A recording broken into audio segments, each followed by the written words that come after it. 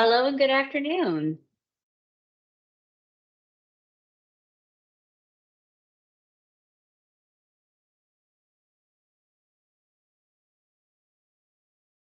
Can you hear me all right? You're muted, but hello. Hi. Can you hear me? Hello. So we're happy you're here. Sorry, I think I might I be can having hear you now. an audio issue. Oh no. Let's try now. I could You can't hear me. before. All right, we're gonna. Hmm. There we go. Too many devices. Well, hi, I'm Lauren Pyle. I use she, her pronouns. I'm the Outdoor Recreation Grants Manager for the Department of Forest, Parks, and Recreation, and I am here today to host open hours for the VOREC community grants. And we've got a few folks who are going to be, looks like, hopping in with us here momentarily. But today is really just a casual day to answer any questions that you might have about anything and everything related to the VOREC grants, the VOREC community grants. So for folks just joining us, welcome. My name is Lauren Pyle. I'm the Outdoor Recreation Grants Manager, and I use she, her pronouns. And so today is all about you all. It seems like we are a small group today. So it's really about your questions. So if you have a question, you can use the raise hand icon in Teams, but we really are small enough that if you just want to like unmute and ask your question, you can. So who would like to kick us off? What questions did you bring to this conversation today?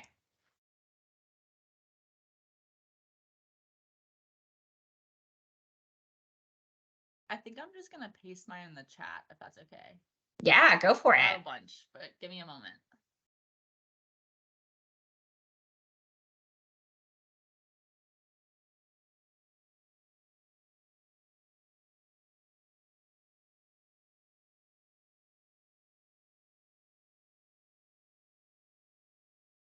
Well, Megan is getting their questions going.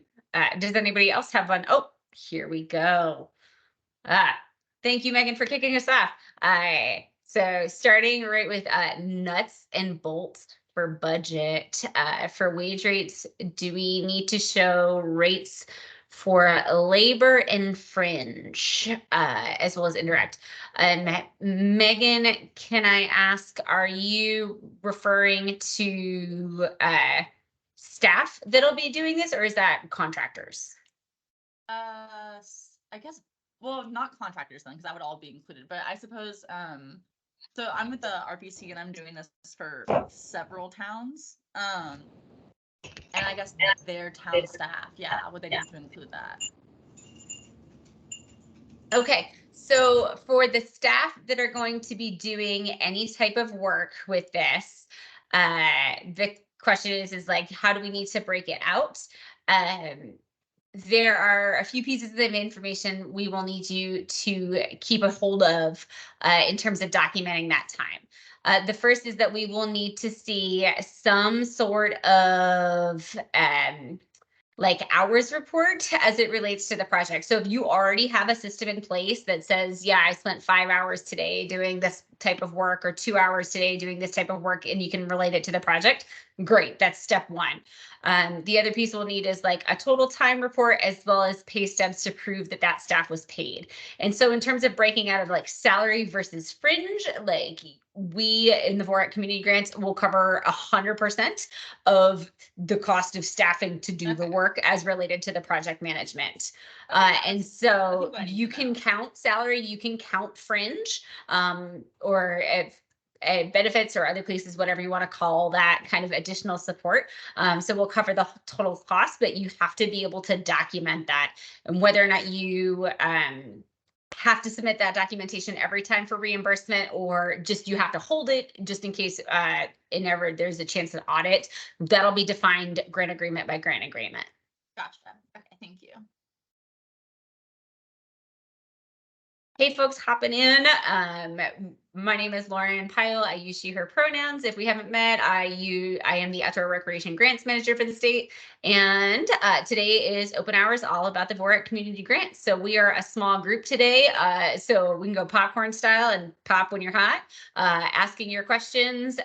So feel free to unmute, put things in the chat. If you really like the raise hand function, or if we get a critical mass of folks, we'll go to that. But for now, it's just a conversation. So what questions do you have around the VOREC community grants?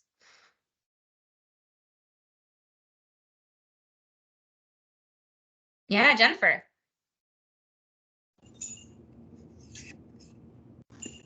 Jennifer, we can't hear you.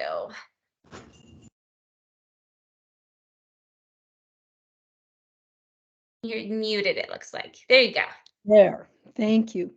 One question I have relates to the fact that we're applying for a number of grants for land acquisition, and there's a small amount of trail building that needs to take place, plus a parking area.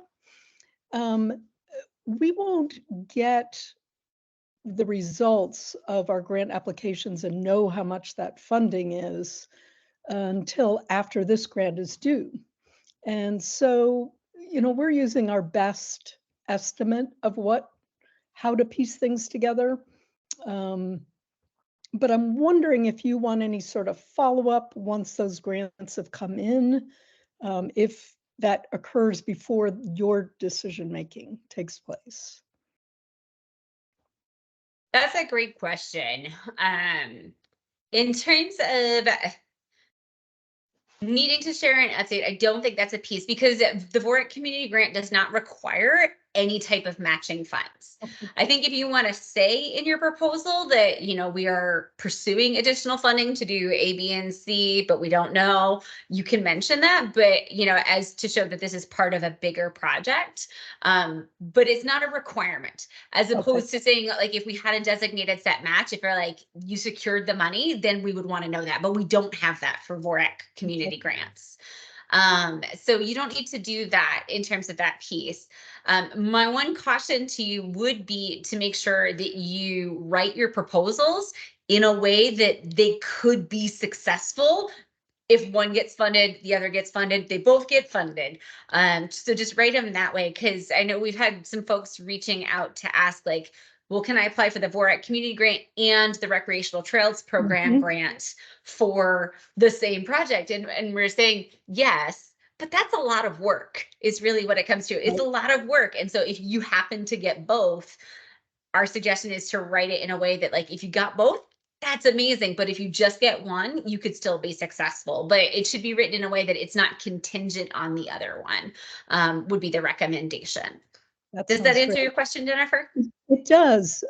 Just one follow-up thought on that. The part that's really in question is the land acquisition, because it's almost 400. Well, it is 493,500, and so we haven't put it in for that full amount in any of the pools, nor are we going to do that for this particular grant. The thing that I think is unique to the grant we're applying through with VOREC is the parking area and the trail and the signage at the parking area for hiking. So that is, we have only put in for funding there. But the land acquisition, one interesting thing about the land acquisition is we're hoping that this will develop into an even bigger project as time goes on. But we don't have signed purchase and sales agreements for adjacent lands. We do for the land. Anyway, so it's a little bit of a complicated scenario, but I think it's okay. Yeah. Well, and the other piece that's coming to mind for me is another common question of, like, well, we're in the process of doing a land acquisition, but we don't have it yet. What does that mean for landowner permission? And the pieces for the VOREC community grants, if you are going to own the land in full, we need to have that completed before we sign grant agreements. So we can't move forward with that process of executing a grant agreement and saying you're ready to go until that has happened. If that gets pushed out and you do have landowner permission, it's like a long-term landowner permission that can go in. You can submit landowner permission forms instead, and we have those on the website. So you could do that if it's still in the midst of the sale. And the landowner said, no matter what, even if the sale goes through, we're going to make sure that you have access to that going forward.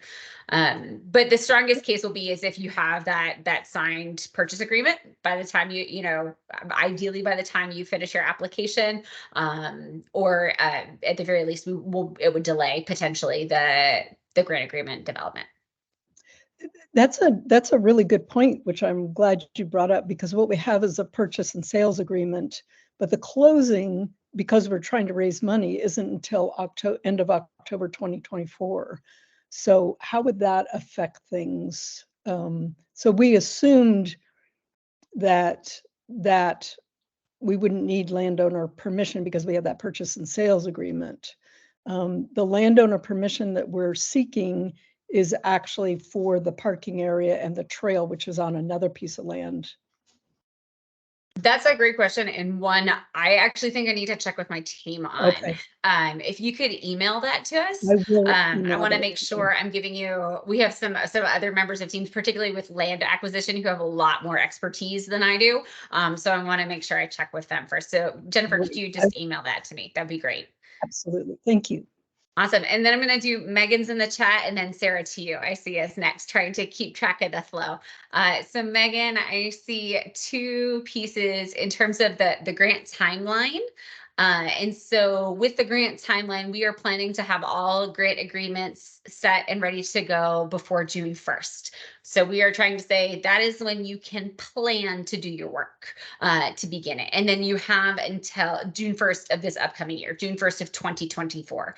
And then you're going to have until December 31st of 2025 to finish everything in your grant agreement. And it is a reimbursement grant, not an upfront award. And so that is a piece for all of FPR's grants right now. They're structured to be reimbursement grants, is the way the state currently operates. And so you would have to spend your funds and submit for reimbursement. You can submit for reimbursement as frequently as quarterly. You can't do it any more frequently than quarterly, but as frequently as quarterly. So your organization has to be able to float the reserves for that quarterly cost. You can submit to reimbursement, and then it generally takes 4 to 6 weeks for that to happen, for you to get your check as it goes through the many stops in the state before it arrives to you. So that would be the piece about that. And then for non-construction project development, do you need to do any type of pre-construction environmental review work? The project review track or project development track is truly all about planning. So we actually don't expect you to have done a lot of the pre-work, because we don't expect you to do any work in terms of the implementation during the time of the grant. So if you were saying, well, we need to do planning and then we're going to actually do the build, that's not fully project development. That's actually part project development and part implementation. And you can't have those two things in the same proposal. That all makes so that sense. Yeah. But that leads me to a different question. In the section 5B product development track narrative, there's a question about what steps are you taking to be prepared to implement the project once it's developed? And I'm not sure what to say because we haven't planned it yet. Yeah, I would say do your best, especially if it's not for construction. That could be the piece, like part of that question, because there's so many different things that could fall under like project development. You could, the goal could be is by the end of the grant, we want to have all of our permits and historical clearances in place so that we're ready to build after the grant. But for a non-construction project, really frame it as like, what is the work that you're going to do, and what is it going to set you up to be able to do? Okay, thank you for clarifying. Yeah. Sarah, next is you, and then I see one from Katerina in the chat. Thank you. I have two questions. My first is about the grant administration and the project management. So does VOREC fund a municipal project manager if there is staff So the town of Fulton is putting together an implementation application. Just want to ensure that municipal project management from a staff member would be an allowable inclusion. Yes. And we separate project management as an administration as separate. So for us, administration, and we have this all laid out in the FAQ documents. Administration is truly like grant administration. It's like the grant reporting, paying the checks behind the scenes, those sorts of pieces, and all of the things that are sometimes commonly called overhead or indirect costs, like the things you can't itemize, but you need to do the work, like the portion of your phone bill and keeping the power on and those sorts of things. And administrative costs are capped at 10% of your total grant award. Time to do the work is project management. And so for us, like, we have that as an allowable grant expense. There is no cap on that. You'll just be able to need to justify and build that out in the budget. And so yes, that is allowed. Okay, excellent, thank you. So my other question is about the landowner permissions piece. We are putting together a project that involves public waters, and I'm wondering about permissions that are needed for that type of project. This isn't a land-based project. Actually, some of it is, and I have permissions for that piece, but have you had a question with public waters? Oh, that is another, hang on just a second. I think I'm hitting the wrong buttons here. Y'all, I used to come from the Zoom world. So every now and again, I'm like, oh, buttons, all the buttons on Teams. Yeah. So with that landowner permissions as related to water usage, I would say if you have anything that touches land, that you're going to be building portage trails, other, riverside amenities, waterside amenities, you'll definitely need that. In terms of the other pieces, it's hard to say with the scope and scale of your project, like, because you need landowner permission when you don't own 100% of the land and you are doing construction on that. So to say like I'm doing a river cleanup doesn't need landowner permission in the water, because you're not doing anything, in many ways that's more of a programmatic aspect than it is a construction aspect. I would still make sure that if you are getting out of it, out of the waterways, if you are doing those pieces, that you follow all the state regulations in terms of respecting private property and those sorts of pieces that you need to do. But you only need to submit landowner permission for, it's really just construction projects as the big piece. Okay, perfect. Thank you. Yeah, you're welcome. And there was one in the chat, and then Britta, it'll be to you next. So the question in the chat was around timeline. The work plan timeline. Yes, you should plan your work plan timeline to start June 1st. There is a chance you might be allowed to start a little bit before then if your grant agreement is signed by then.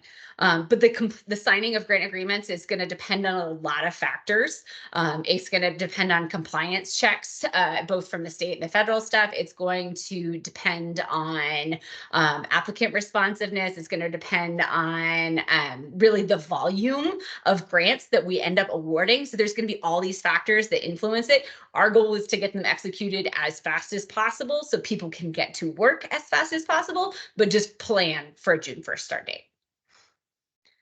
All right, next is Britta, to you.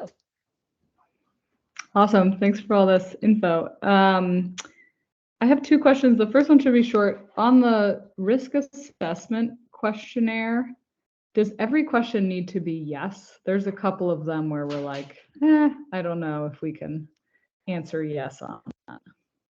I would say for the risk assessment questionnaire, I'm trying to remember where you might have found that. We're applying for a development track grant. Okay. Because it was my understanding that it said that a lot of the risk assessments were happening later, like once you were selected. Okay. So I'm gonna have to look it up and see if you can email, or if you find it and drop it in the chat, I can pull it here in a minute. But it was my understanding that we were doing most of the. Sorry, we downloaded the Word document, and it may have been somewhere in there that it was linked that we thought we needed to fill that out. But I will take a look and then get back to you. Awesome. Thank you. Because I want to make sure, but like no matter what, it should be answered as truthfully as possible, because what our business office is doing is they're using that official piece as what they call a risk assessment, what actually determines the grant agreement parameters. Because they might say, you know, for somebody who's a first time grantee or a smaller organization, they have different levels of kind of like review and compliance in terms of like, what do you have to submit to get reimbursement versus what you can sign off and say, we have it and it's okay. And it's just a state risk assessment. It's not, you know, they have a few different things. And oftentimes like first time grantees are often flagged as you need to provide everything. But if we have other grantees that not necessarily within the VOREC community grants, but within other grant programs that we've been awarding grants to for 15 years. And so the business office has that piece, and like they know if they audit them, they can get those files. So if it is that you don't have to say yes to all of them, because it should be as truthful and honest as it can be. Okay, great. And then the second question was about the project managers versus project partners section. There's just a couple like people involved in our proposal, not totally sure where to put them. So we're, like I said, in a development track project and planning to hire a nonprofit consultant to sort of lead the project as a whole. So that's sort of a project manager role. Wasn't sure if that's how you're thinking about it. And then like one of the things we're proposing to do is do a building assessment to assess potential repairs and renovations. So we have an architect and construction firm lined up to do that. Would that be in the project partners section? I just want to make sure I'm like dividing it up in the right way there. Yeah, I appreciate you checking in on that. And so it's a little bit tricky because it sounds like your groups are actually spanning a couple of different audiences. So for us, you know, we have the people who are doing the work who might be on your team or who could be contracted, who are a part of that, who are there. And I'm pulling up the application right now to make sure I'm telling you the exact right places to go. And so like, that's a piece you want to describe for sure. There are also pieces who you say, like, we have an architectural firm ready to go. If it's a private for-profit business, you can't just say, great, we got the grant, sign the contract with you. Like, you do have to actually put that out for a bid to get multiple quotes to be able to justify that. And that's just part of state procurement documentation. So you would have to have that. And so you can say, we will contract, like that's part of your team, is we will contract this type of person to be able to put that in, versus saying, oh, this is the person we will use. If that makes sense. And so yeah. What I'm pulling it up when you're saying the project manager, I'm guessing you're meaning the background information section of the application where it's asking, that is the name of the person that we should contact if we have questions about the work that is happening. Versus the other piece is the authorized representative is when it's the person who's supposed to be signing the things. We want to email you. These are just our contacts. So the project manager in that first section does not necessarily have to be the person who's doing all of the work, but that would be the person who could probably point us to the person who's doing all the work. It's just for us that part there is the frame of questions, versus there's that section later on that is about your project team that asks about the partners and the bigger pieces. That's where you're going to want to talk about all those other players. Okay, great. And with just a follow up on the contracting out, if we say have spoken with a nonprofit consultant that we're excited about, does it make sense to say like, this is one person, but we still would have to go through this bid process? Yep. Yeah. I mean, you can still be excited about that person, and we have that spelled out in the FAQ. So if you want to go back to it, I think it's like the last question in the budget section of the FAQ. It talks about the process for going through contracts or putting out to bid, because by all means, you actually should reach out to consultants to develop your budget. And I would actually recommend you don't just reach out to one consultant, but like maybe a couple consultants to just get that frame of reference of like, is our budget right?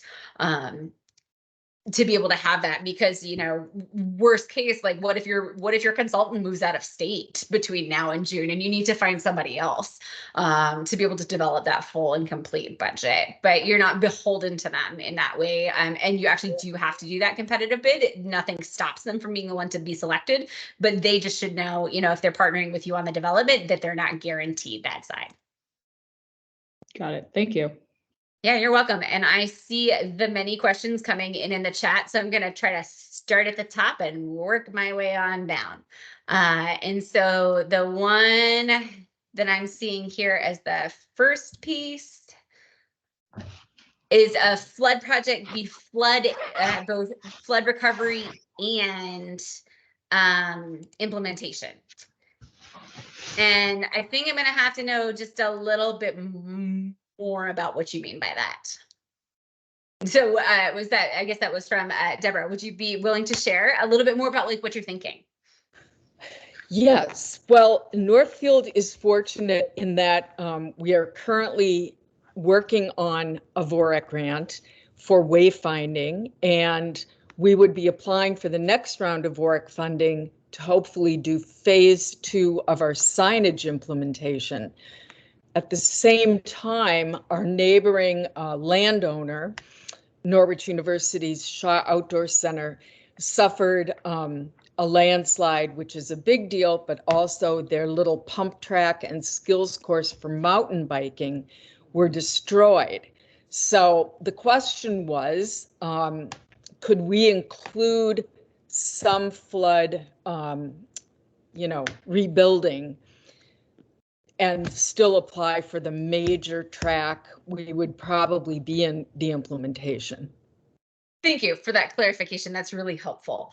In that particular circumstance, which you just described, are 2 separate proposals. Okay. And so you can't combine them in that way. Because they're not connected, other than like they're both in the same geographic area. And so I asked that because that's actually part of the flood recovery pieces. We've had folks reach out to say like, I did this immediate, basically Band-Aid response. We did the immediate cleanup right away, but we realized we actually need to build a bridge instead of the culvert. Like we need to go bigger. And so like that type of construction is permitted to be, it's not just recovery, but it's build back better. That is allowed all within the flood recovery piece, but it needs to be connected to flooding damages as a piece. If you have something that is fundamentally separate from that, that is a separate proposal, just because of the way the review process is going to work, and as well as the awarding process. So they're just separate that way. Okay, and then thank you. You're welcome. And I see Camille has like another question right after that, along those differences of what do we do if your project is between 2 tracks, specifically outdoor equity and project implementation. And we have been getting that question a lot. And fortunately, both of them share that priority, right? Like they have a common priority of inclusivity and making outdoor recreation assets more accessible to all Vermonters. So that is a common ground and a common thread with them. I would say, one of the pieces we've been getting with it is like, what is the ultimate goal and purpose? And that should drive which track you pick specifically for that. Because with the outdoor equity grant in particular, we have named several like important focus populations that grant, we hope it supports. And so if the whole heart and soul of that project is to support, people with disabilities, people with low incomes, people who speak languages other than income, people in the LGBTQ population, the BIPOC members of Vermont, if it's that, and that's what's driving the project, and they're involved, and those communities have been engaged in the process, and that's going to be the full piece. That's an outdoor equity proposal. If it is if you're like, yes, And what we really want to do is boost tourism in the town, and we're building this pump track, and like that, those are the other pieces. And it's still going to be inclusive and equitable. Awesome, that's great, but the implementation track is a better drive for that. So it's kind of that, just that kind of side back and forth. Does that make sense? Thank you. Yeah. Awesome. I'm scrolling down. We touched on going down the question. Trisha, I think the next question that I'm seeing in the chat is from you, of asking if you can give an example of what a person with professional recreation management experience might be. Can you please share a little bit more context of where you saw that, so I can know exactly which piece? Yeah, sure. Thank you. Again, it was with the project partners. We strongly encourage a team member or advisor with professional recreation management experience to be included in your team. And our project's a little different, unusual, and so I'm worried about finding that expertise for this purpose. Yeah, and so I would say it's probably going to depend on, it should depend on your project, right? Your professional expertise should be dependent on your project. And I think what you're seeing in there is that that language is really strongly aligned to anybody who's doing some sort of construction, because that does ripple through the threads. Like if your project involves any kind of construction, you know, don't plan to build like a mountain bike trail without the advice of someone who is a professional mountain bike trail builder. You know, it's that kind of thing. You know, but if it's more like programmatic in nature, like if that's your piece, like if you have people who've been supporting the programmatic work, who are doing, you know, leading programs, who are facilitating meetings with the community, like that's the expertise that you need. And so it's really in that way of making sure that you just have the expertise on your team that you need to do an effective job as relates to it. Does that make sense? Yes, it does. Thank you very much. Yeah, you're welcome.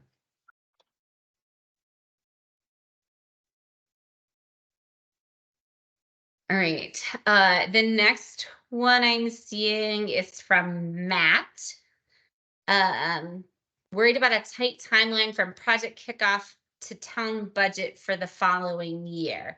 Is it okay to spur a schedule to show consultant procurement in the spring after the award announcement, but before contract signing? And we are recommending that no work happen until after the contract is signed for us. So just because like there could be something that happens, it could be a delay. We can't reimburse anything that was started beforehand. So that being said, like if you have bids and you've had internal conversations, and that's kind of, you know, that's your prep work to get ready to go. Like you can do that, but don't sign a contract with that consultant until after the grant agreement has been signed. So that would be the piece. If you would like to use VOREC funds to cover it, so don't sign any kind of contract. Don't begin any scope of work with that consultant, because it's not just when the payments happen; it's also when the work begins.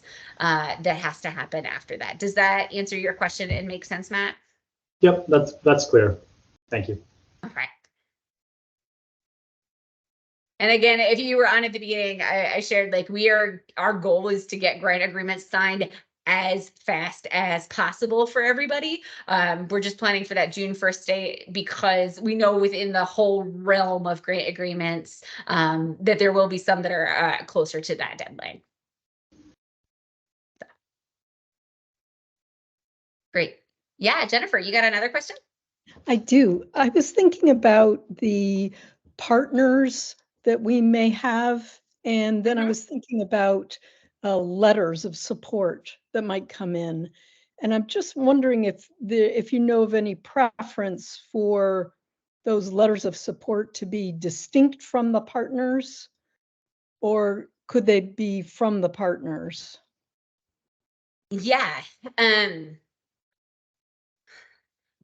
The letters of support are your opportunity, no matter what track you are in. They're your opportunity to show public commitment for this project as well as if you have the opportunity to share the enthusiasm for the people who will be using the resource to get behind it. You have that whole project team section to say like, oh, well, I'm going to do this. Partner A is going to do these tasks. Partner B is going to do these tasks. Partner C has given us the thumbs up to use their land. Like you have validated all of those pieces in that project team plan section.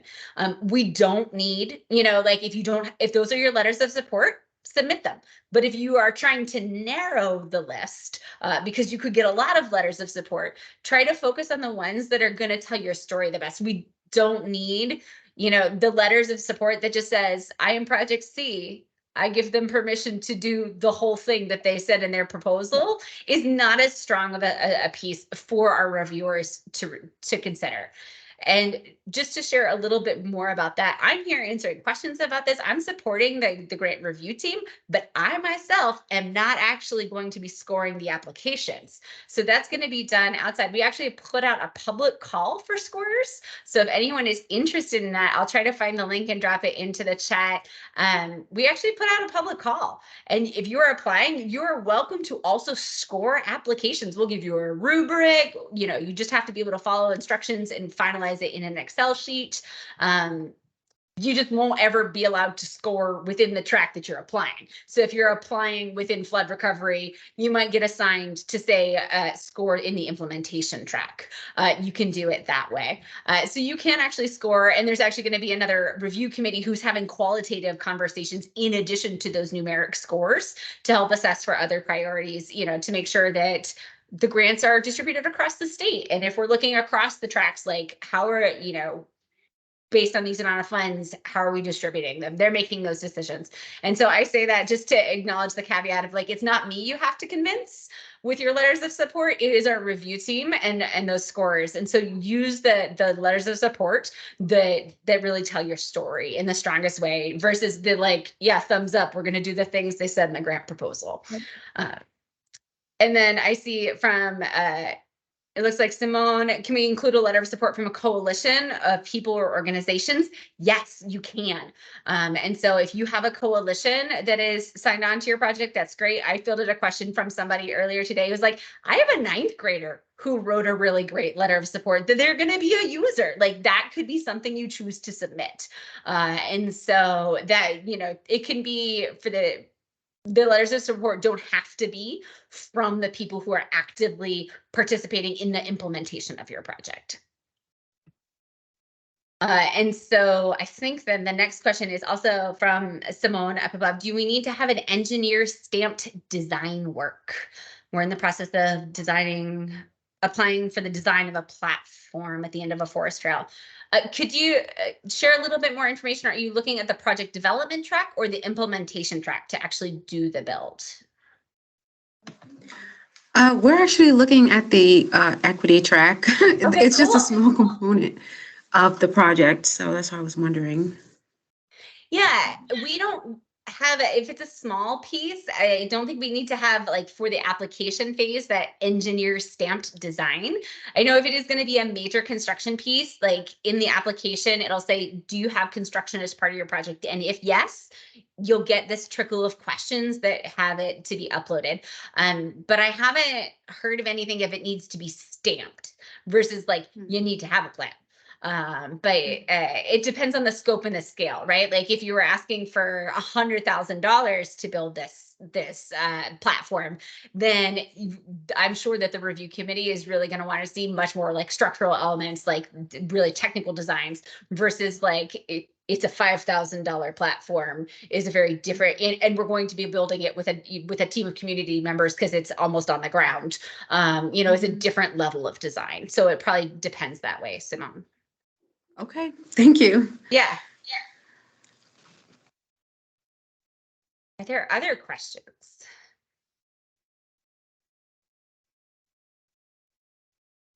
Katerina. Thanks. I work in Waterbury, and we're hoping to apply through the flood recovery track. And similar to the questions people had about the falls in a couple different buckets, My plan is to apply for some recovery funding for our fields that were damaged, and playgrounds that were underground or underwater, and hopefully building those back to be more accessible as well. And I'm wondering if that seems like a good or bad use of the application. Yeah, and it's a great thing to reach out. And we have had questions as related to that, because it is the conversation of like, is this the moment to do that type of bigger work? And so it really, there's a little bit of variation within this. So like, if you're just like, and now for something completely different as related to the flood recovery, then no, those probably aren't joint proposals. But if there is the opportunity to say, yes, we are building this, we're going to be having to do this work anyway, let's just do it. Let's just do it more, do whatever what our builds are. Instead of just repairing as is, we want to also make it accessible while we're doing it. If it is connected to that flood recovery scope of work, it would be something that's appropriate to include. That would be something that's there. If you're like, well, I mean, the playground was over here and we want to make the playground more accessible, but the trail was actually what was damaged and it was over there. Those aren't going to be a fit. But you can put it in, that is a piece there, is you can put it into your proposal. And for any of the proposals, the review committee does in many ways reserve the right to look through and do a partial funding. They could look into say, like, this is actually truly in line with the heart and soul of the grant. We feel it's ready. That's going to be a piece. Versus they look at it and they say, well, this is actually something separate. And this is not a strong fit for the VOREC community grant program. And they're really going to be looking at, like, does it align with the pillars and how does it match the priorities, those kinds of pieces. And so that's kind of the back and forth there. Does that answer it? Yeah, so it would be helpful if I am trying to fit them together to maybe outline the budget with a lot of detail in case the review committee picks only components. Yes, yeah. Okay. And to like segregate it into what feels like logical chunks in that way. Yeah. But yeah, and so like if it is, that is one of the things with the flood recovery, like we do want it to be a build back better. But if it was something that wasn't damaged or really is an entirely different scope and scale, that's just two different proposals. And we recognize that the proposals are a lot of work. This has come up a couple times through the call today. The proposals are a lot of work. We are encouraging people to submit one proposal as much as possible. And also there are times when it just isn't what fits to do a single proposal. And so if you have a flood recovery proposal, it doesn't preclude you from potentially being awarded a different project as well. So that doesn't, it's not necessarily like, oh, you're only going to get one or the other. It does depend a little bit on scope and scale. We did have an applicant reach out to say, yeah, we're submitting $500,000 for flood recovery and we'd like to have another $500,000 for another project. And we're like, that's a great idea. The odds of us awarding 1 million out of our 6 million total dollars to a single applicant somewhere in the state are just low. Like that's just not in part of our intent to distribute the funds across the state. It doesn't align with that priority. But if you say have like a smaller flood recovery project and another smaller project, they're not mutually exclusive necessarily.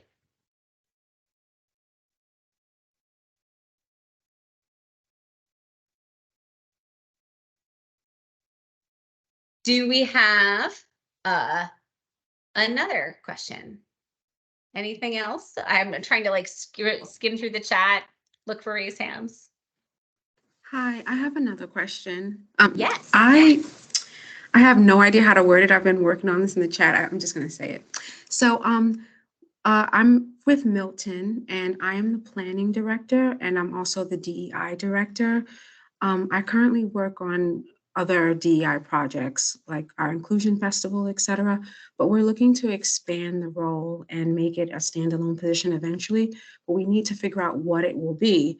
And we see this as a way to start building up that role. So I'm wondering, what category should we put the personnel costs for in this grant proposal? Like, is it planning? I'm the planning director, but it might be contracted work as well. Is it added staff capacity? I really don't know what the difference is between those different options and what would be best to be accurate here. I should say we're looking to create a coherent program for our recreation, like all of our natural areas, to promote inclusion and belonging. So we're going to probably present like a logic model, a one pager on some outcomes that we want to see around that. And for Milton, we actually have the highest concentration of those with a disability in the county. So we want to have some public health outcomes as well. So, but again, like I just don't know where it should fall for our needs here. Yeah, thank you for asking that and for that additional clarification. Oh, and I'm going to mute you for a minute just because I'm hearing some echo. I think it's just a weird Teams thing. So for that, it sounds like you're applying within probably the outdoor equity track. It would be my guess. And the great thing about the budget for the VOREC community grants is we don't assign you the categories. And so I would say we've given you a template to use, like how to structure it, but how the categories should be used should make sense to you. And we often, when we go to write the grant agreements, actually focus on like deliverables based granting versus like, this is the staff cost, this is the materials cost. We say like, this is how much is the cost to do this part of the work. And that actually, when we write the budgets that way, when we do it, it actually gives you more flexibility to figure out how you need to do that. Because if you just say, you know, you mentioned the festival that you want to take and have it be its own bigger thing. Well, we need this much money for the festival, could be a piece. And so in terms of building that capacity, you could actually make that like its own line item in the budget to say like expanded capacity of the diversity, equity, and inclusion position and like have that be its own piece if you want, or if it's part of a bigger project management side, you can include that as like a project manager is the budget line. And this is what the project manager will do. This is the hours. This is how we got to that math. And this is how we came to that amount. You don't necessarily have to tease out, is it staff versus is it contract? Is it this for the VOREC community grants? Like say you might some of our other grants. Does that answer it? And Yes. Okay. Yes, it does. Thank you. Thank you. Glad to help.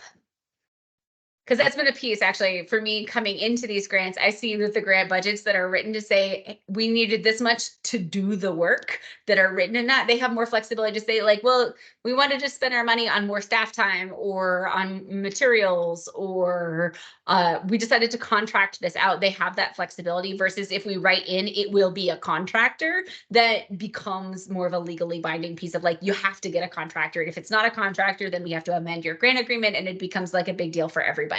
And so we try to focus more on those like deliverables as that piece. And the one thing I forgot to mention is you mentioned your logic model that you have, and that's great. Section 6, the supplemental information section, that is where that goes. So if you have additional materials for anybody that can help inform the review committee, like add to their knowledge about your project, feel free to use that supplemental information section to upload things like logic models or additional materials as needed. You know, the pieces about engineering designs, if you haven't come across a spot to upload it, that's a great spot to add it in right there. Anything that you do upload in the supplemental information section is not necessarily directly used for scoring, but it does help build, it can help build the reviewer's overall understanding if they need to know that about your project. Great. What other questions do people have today? I have a question about another group that we work really closely with in Waterbury is hoping to apply for VOREC as well through a different track than the town is. Is there a way that we could help express in both of our applications that we know about the other one and that, you know, we do want to collaborate on these efforts? We don't have a structure set up to say, you know, unless you are already a designated partner, because you can be an applicant, a lead applicant on one proposal and be a partner on another. You are welcome to do that. Like, and even if they're naming you as part of their project team, like that can go into the proposal. You can have that. That can be a piece. So that is fully allowed, especially because of the internet connected nature of outdoor recreation in Vermont. Right? Like folks talk to each other, we work together. And so we recognize that that's a piece. And so it's not like, oh, you can only be a part of one project ever. Because we know that that's not going to be the reality. In terms of like additional support of like, we know, and we're really excited about them too. There's not really a way within our system to do that, and not really, you know, beyond just letters of support if you're invited to submit one for their proposal. And so we'll just have to, in many ways, see, you know, our goal is to distribute funds across the state. And so we don't know in terms of the scope and scale of the projects, how many grants are we going to fund in the same communities? Because if we get a whole bunch of little $5,000 to $10,000 flood recovery grants, that's going to be a really different piece than, as you said, I mentioned somebody who's reached out to say, like, we think we're going to put in together $500,000. We're like, that's a lot for a single grantee. You know, but if that's what you need, put it in for it. But you know, it's just kind of the balance that way. But it's great that you know that that's happening. And if there are ways, like thinking about it, I know we're 10 days to the deadline. If there are ways that you realize, actually, I have another partner and they are submitting a proposal together. You know, if you realize that there's actually this opportunity for you all to collaborate on a single proposal that shows more community-wide impact, that is something that the VOREC program is really supportive of on the whole, is like community-wide elevation, if that makes sense. A community, however you all define community, whether that is a geographic community, whether that's a user group community, whether that's an identity community. Any other questions today?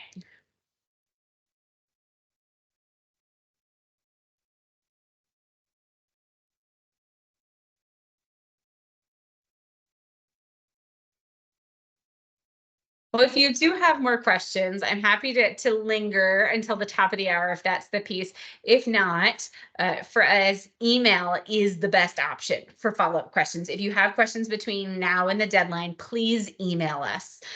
So you might get an email back from me. You could get an email back from my teammate, Claire Polfus, or one of our other staff. We're trying to get those answers responded to folks as fast as possible, and trying to use email as outside of these open office hours as the primary tool, just to be able to offer that chance for everybody to engage with us equally. If we can't answer, if you send a follow-up question and we're like, we can't answer this by email, or I've had a few that you're like, I can answer this in like a 5-minute phone call, but it's going to take me like 45 minutes to write the email. We'll reach out for a phone call or a quick meeting that way, just to be able to explain it, because we need, often in those circumstances, we need just a little bit of clarification, because you're like, if it's this, then this, if it's this, then that. But so please do try to email us with follow-up questions if you have any. But again, I'm happy to stay on till the top of the hour if there are any more questions that you all have today.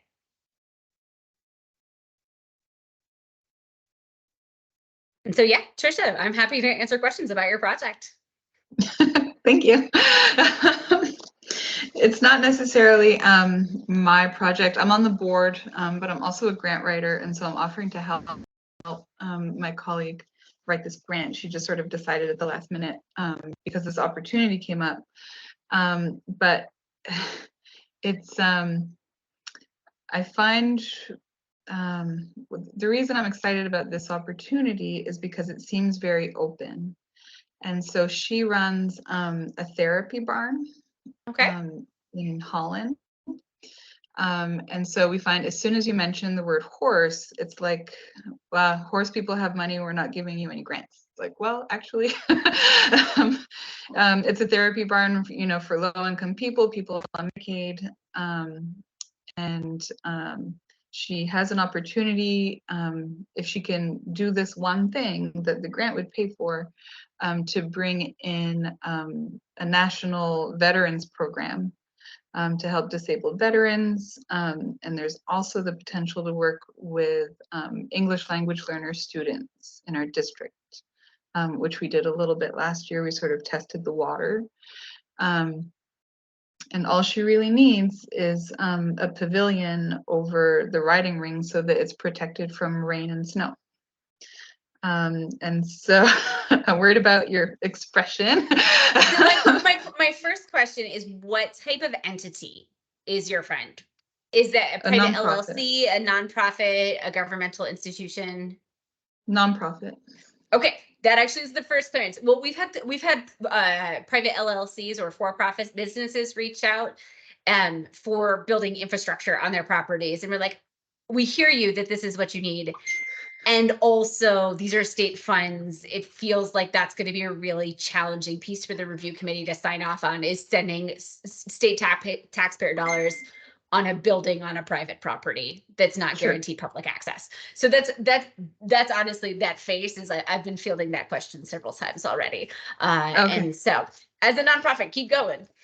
Okay, it is on private property, but it is owned If you by have the landowner nonprofit. permission, that's the biggest thing, right? So that's the Yep. landowner permission that maintains it, the asset for public access is great. Yeah, and so really my question is, is that I feel like I've faced like funder bias for like a horse related project before, and so I guess I'm just wondering, am I going to face horse bias again?